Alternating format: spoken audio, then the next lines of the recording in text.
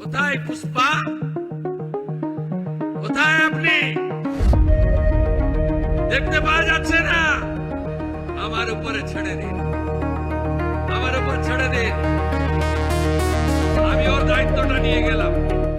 ফলতার সভা থেকে জাহাঙ্গীর খানের ভার নিজের কাঁধে নেওয়ার হুঁশিয়ারি দিয়েছিলেন মুখ্যমন্ত্রী শুভেন্দু অধিকারী। বলেছিলেন ওর ব্যবস্থা আমি করব। আর তারপরেই বদলে যায় ছবিটা। একের পর এক মামলা রুজু হয় জাহাঙ্গীরের বিরুদ্ধে। আদালত থেকে রক্ষা কবচ নিলেও শেষ পর্যন্ত ভোটের ময়দান ছাড়লেন অভিষেক বন্দ্যোপাধ্যায়ের অত্যন্ত ঘনিষ্ঠ বলে পরিচিত তৃণমূলের দাপুটে নেতা। যুক্তি হিসাবে খাড়া করেছেন ফলতার শান্তি ও উন্নয়নকে। শুধু তাই নয়, শুভেন্দু অধিকারীর প্রশংসাও শোনা যায় তার গলায়। আমি ফলতার ভূমিপুত্র, আমি চাইবো ফলতা শান্তিতে থাকুক, সুস্থ থাকুক, ভালো থাকুক এবং ফলতায় আরও বেশি বেশি উন্নয়ন হোক।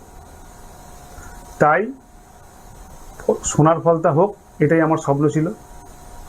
তাই আমাদের সম্মানীয় মুখ্যমন্ত্রী ফলতা উন্নয়নের জন্য স্পেশাল প্যাকেজ দিচ্ছে।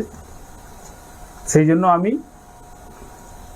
আগামী 21শে মে যে রিপোল আছে, সেই রিপোলের কন্টেস্ট থেকে আমি নিজেকে দূরে সরিয়ে নিলাম।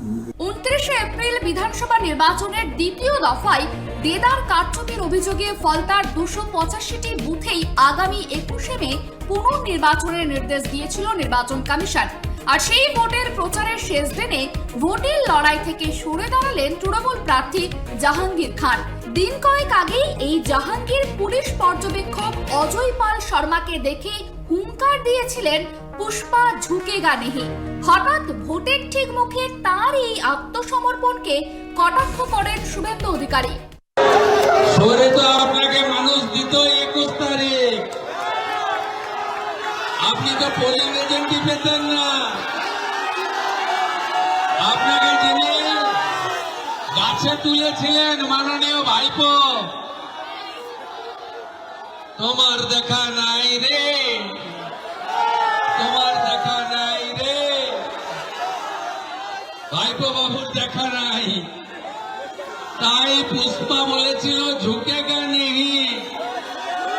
পুষ্পা আজকে বলছে আমি পগার পার, আমি নির্বাচনে লড়ছি না।